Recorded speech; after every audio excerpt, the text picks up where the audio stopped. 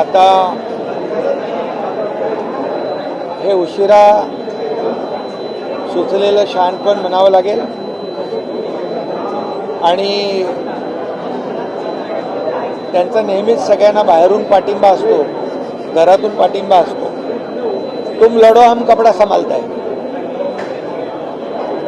आणि एक म्हण आहे, बुडाला जळतंय आणि डोंगरावरची आग विझवायला पळतंय, अशी उबाटाची आता अवस्था झालेली आहे. खरं म्हणजे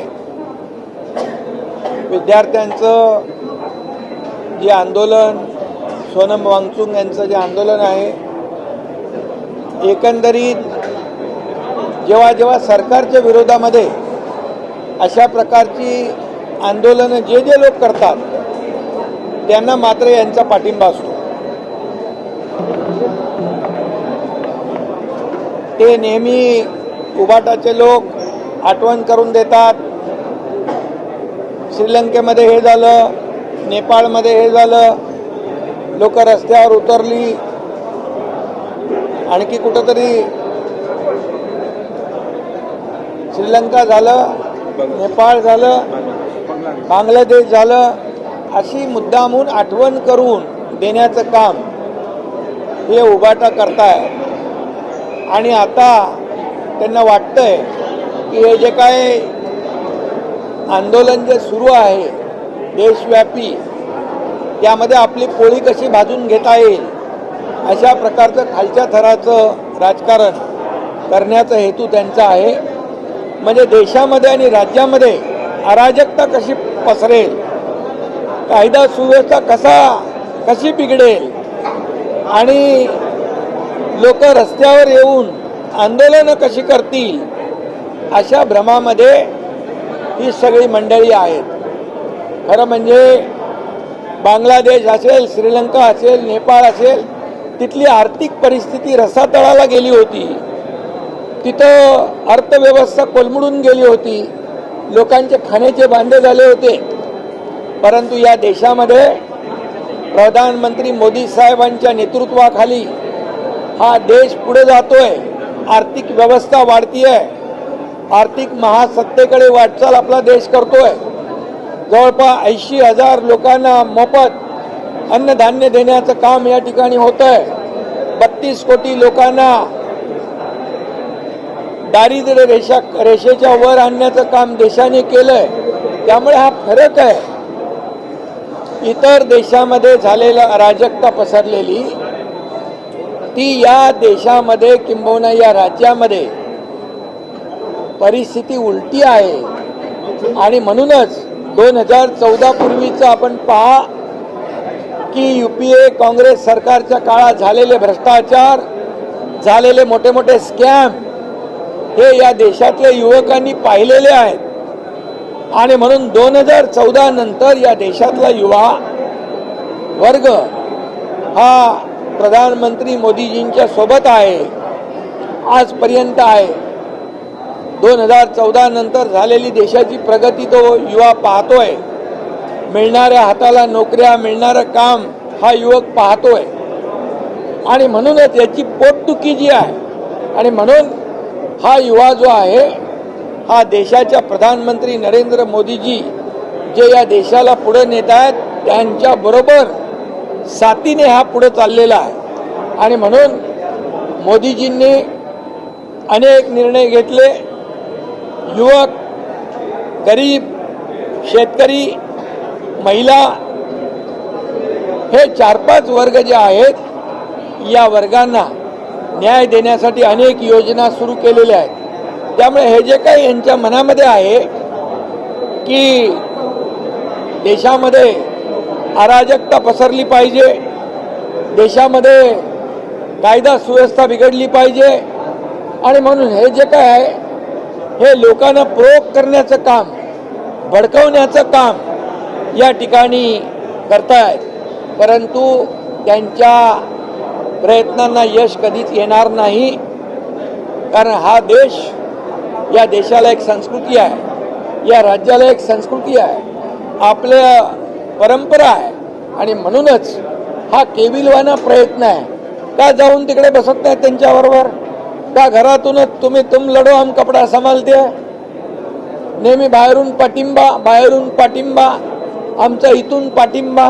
ते दिल्लीला जात नाही म्हणतात, जिथं आहे तिथून पाठिंबा द्यायचा असं म्हणतात. जाणार का म्हणून विचारलं दिल्लीला त्यांना. मग मी तेच सांगतो, तुम लढो हम कपडा संभालते अशा प्रकारची परिस्थिती आहे. आणि म्हणून मगाशी म्हण सांगितली, बुडाला जळतंय आणि डोंगरावरची आग विझवायला पळते अशी उभाट्याची परिस्थिती निर्माण झालेली आहे. त्यांना काही कळत नाही की कधी काय आंदोलन करायचं. जे हनुमान चालिसामध्ये जे बोलणारे त्यांना जेलमध्ये टाकलं, आता त्यांना राम रक्षा आठवली आहे. आता त्यांना कळलंय की जो राम का नहीं हो किसी काम का नहीं, म्हणून राम रक्षा सुरू होती आहे. आणि म्हणून मी बोललो विधान परिषदेमध्ये. परंतु मी आपल्याला एवढंच सांगतो, किती काही केलं तरी सुद्धा, किती हिंदुत्वाचा हाव आणला तरी सुद्धा, हिंदुत्व त्यांनी बाळासाहेबांचे विचार सोडले तेव्हाच सुटलेला आहे. स्वातंत्र्यवीर सावरकरांना माफीवीर म्हणणाऱ्यांच्या मांडीवर बसले तेव्हाच सोडलेला आहे. आणि म्हणून या देशाच्या प्रधानमंत्र्यांवर नेहमी या ठिकाणी आरोप करायचे. अरे ज्यांनी राम मंदिर बांधून दाखवलं, ज्यांनी 370 कलम हटवून दाखवलं, बाळासाहेबांचं स्वप्न ज्यांनी साकार केलं, त्यांच्यावर तुम्ही आरोप करताय. आणि म्हणूनच हा एक केविलवाना प्रयत्न आहे.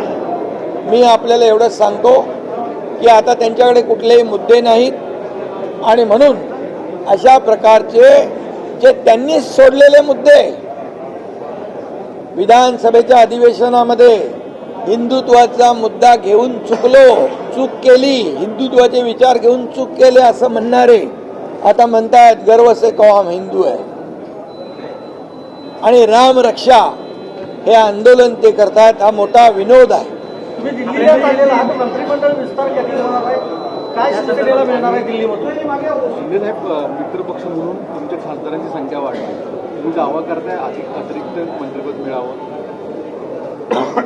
खरं म्हणजे आमची युती जी आहे NDA सोबत, ही एक वैचारिक गठबंधन आहे, वैचारिक युती आहे. ही आमची खुर्चीसाठी सत्तेसाठी झालेली युती नाही आहे. आणि तुम्ही बार्गेनिंग कधीही आमचे शिवसेना करत नाही, करणार नाही. ही एक वैचारिक विचारधारेने जोडलेली युती आहे. आणि त्यामुळे NDAला मजबूत करण्याचं काम आम्ही करू. आपल्याकडे जे 6 खासदार आहेत त्यांना पत्र लिहिलेलं आहे अरविंद सावंत यांनी, आणि त्यामध्ये म्हटलेलं आहे की आपलाही जो मूळ पक्ष आहे तो तुम्ही कसं काय विलीनीकरणाचा आवाज निर्माण करताय, या संदर्भात सर्व 6 खासदारांना त्यांनी पत्र दिलं. त्या पत्राला केराची टोपली आमच्या खासदारांनी दाखवलेली आहे. त्यांच्या पत्राला विचारतो कोण? लोकशाहीमध्ये नियमाप्रमाणे 2/3 मेजॉरिटीला महत्त्व आहे. आणि बाकायदा लोकसभा स्पीकर यांच्याकडे जाऊन 6 खासदारांनी पत्र देऊन सगळी प्रक्रिया पूर्ण केलेली आहे. ही फक्त हा केविलवाना प्रयत्न आहे, कोर्ट कचेऱ्या करणं, हे करणं, ते करणं. त्यामुळे कुठल्याही त्यांचा त्या पत्राचा परिणाम आमच्या खासदारांवर होणार नाही. दुसरीकडे जर बघायचं असेल तर चेंबूरची जी घटना घडली त्यामध्ये पालिका आयुक्तांनी जे अहवाल आलेला आहे त्यामध्ये कुठेतरी अधिकाऱ्यांना बचाव आहे ते केलं जातं असं पाहायला मिळतं. ठाण्यामध्ये एक बॅनर पडला, तिकडे देखील अशा पद्धतीने. मी ताबडतोब ठाण्यातल्या आयुक्तांना फोन केला, सगळे बिलकुल बॅनर काढून टाका, एकही बॅनर ठेवू नका आणि कुणालाही बेकायदेशीर बॅनर लावून देऊ नका. बेकायदेशीर बॅनर लावतील त्यांच्यावर कारवाई करा. आणि जे होर्डिंग आहे ते होर्डिंग, जे अनधिकृत होर्डिंग असतील ते काढून टाका, जे अधिकृत असतील त्याचं स्ट्रक्चरल ऑडिट करा. कुठल्याही दुर्घटना होता कामा नये अशा प्रकारचे स्पष्ट सूचना निर्देश मी आयुक्तांना दिलेले आहेत. शरद पवार साहेब त्यांचा पक्ष NDA सोबत आलेलं चालेल का राज्यात आणि केंद्रात? अरे तुम्ही जर आणि तर ती काय गोष्ट करता राज्यामध्ये? जर खासदार तुमच्याही संपर्कात सगळे उपमुख्यमंत्री मी आहे, ते माझ्याकडे येतात, मुख्यमंत्र्यांकडे येतात, कामं घेऊन येतात. त्याच्यामध्ये काय आहे?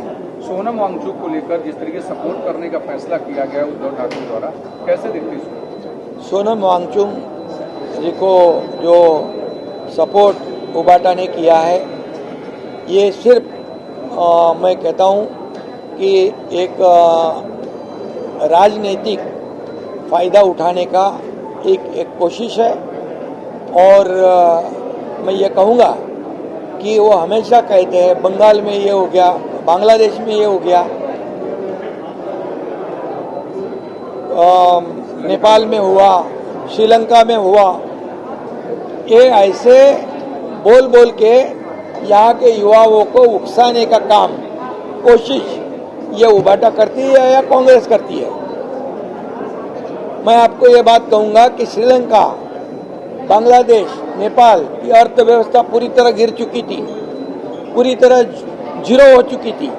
वहाँ नौकरियाँ नहीं थी, खाने को मोहताज थे, इसलिए वहाँ के लोग रास्ते पे उतरे हैं। मैं आपको बताऊंगा इस देश में 2014 से पहले की परिस्थिति देखिए। 2014 से पहले कितने बड़े बड़े स्कैम हुए, कितने बड़े बड़े घोटाले हुए, भ्रष्टाचार हुए, ये यहाँ के देश के युवाओं ने देखा है अपने आंखों से। और 2014 के बाद जैसे देश को आगे बढ़ाने का काम, पूरा जीवन समर्पित करने का काम मोदी जी ने देश के लिए किया है। इसलिए ये ऐसे परिस्थिति में कई देशों की अर्थव्यवस्था पूरी तरह खत्म है, डगमगा गई है, चरमरा गई है। ऐसी परिस्थिति में भारत देश की अर्थव्यवस्था न की मजबूत की, बल्कि उसको आगे बढ़ाने का काम किया। आज भारत एक विकसित भारत 2047 का सपना जो है, आर्थिक महासत्ता बनाने का मोदी जी लिए हुए हैं। और इसलिए युवाओं को पता है आज मोदी जी ने क्या लक्ष्य किया है। युवा, किसान, महिला, गरीब। और इसलिए मैं कहूँगा हमारे देश की परिस्थिति बहुत ही मजबूत है और उन देशों से उल्टी है। और आज युवाओं के लिए कई योजनाएं, महिलाओं के लिए कई योजनाएं, किसानों के लिए कई योजनाएं, 80 करोड़ लोगों को मुफ्त में राशन देने का काम कौन कर रहा है? 32 करोड़ लोगों को गरीबी से ऊपर उठाने का काम किसने किया है?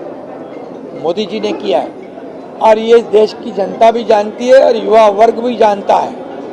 और इसीलिए वो जो चाहते हैं, वो जो सोचते हैं, उनके मन में एक सपना है कि जैसे अन्य देशों में ये अराजकता फैलाई, जैसे लॉ एंड ऑर्डर की परिस्थिति निर्माण हुई, वैसे यहाँ पर परिस्थिति निर्माण करने की कोशिश करना, ये भी देश के खिलाफ है, ये जनता के खिलाफ है, एक प्रकार का ये देशद्रोह है। और मैं कहूँगा, और इसीलिए खिलाफ बात करो, सरकार के खिलाफ बात करो, लेकिन लोगों को भड़का के ये उदाहरण देते, मिसाल देते हैं बांग्लादेश की, मिसाल देते हैं अपना नेपाल की, श्रीलंका की, क्या परिस्थिति है वहाँ की, देखिए जाकर। तो इस देश की परिस्थिति मजबूत है और युवा जो है यहाँ का मोदी जी के साथ है। ये कोई लाख कोशिश करे, कुछ भी ऐसी परिस्थिति निर्माण करने की कोशिश वो करते हैं, उसमें कामयाब नहीं होंगे। इनका एक ही है, जो देश के खिलाफ बोलेगा, जो मोदी जी के खिलाफ बोलेगा, जो मोदी जी के खिलाफ आंदोलन करेगा, उसको सपोर्ट दे दो। और वो भी कैसे? घर से सपोर्ट दे दो, तुम लड़ो, हम कपड़ा संभालते हैं। राहुल गांधी ने सरकार से पेपर लीक को लेकर सवाल पूछा और ये कहा कि सरकार जो है लाखों भविष्य छात्रों के भविष्य से खिलवाड़ कर रही है। राहुल गांधी विपक्ष के नेता है, उनको जानकारी के लिए मैं बताना चाहता हूं कि महाराष्ट्र में तुरंत पेपर लीक टीटी का होने वाला था। हमारी बहुत ही जिम्मेदार पुलिस विभाग ने तुरंत ये पूरे स्कैम को, नक्सल को पकड़ लिया और उनको जेल के अंदर ठूस दिया है।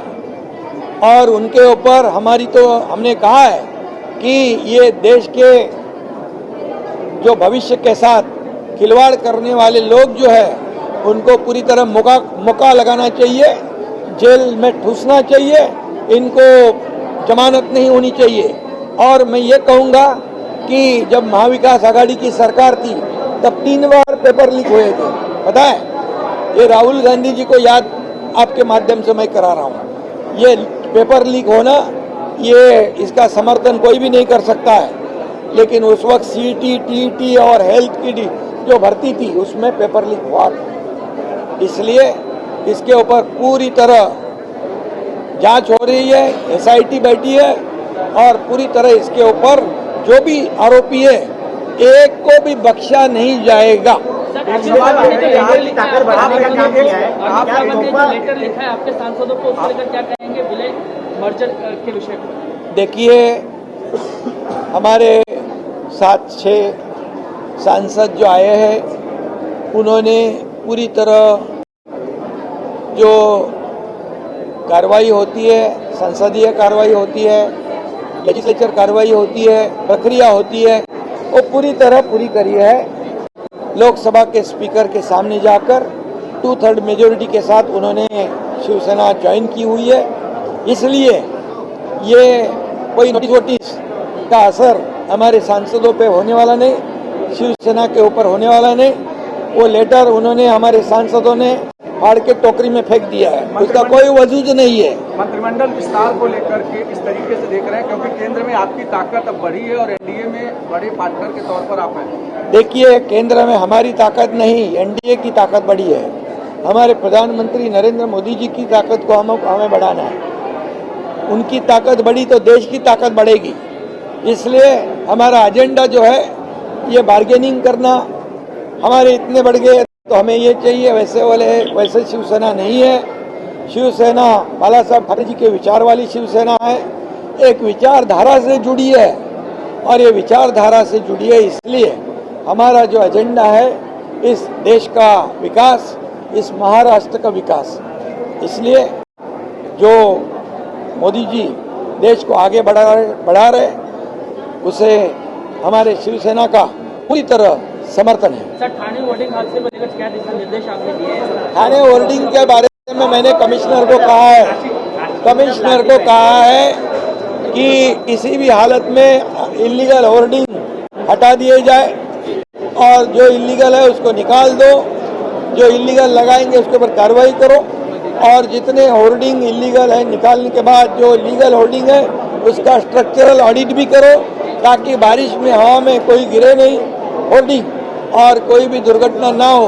ऐसे स्पष्ट निर्देश मैंने आयुक्त जी को कल ही दिए हैं।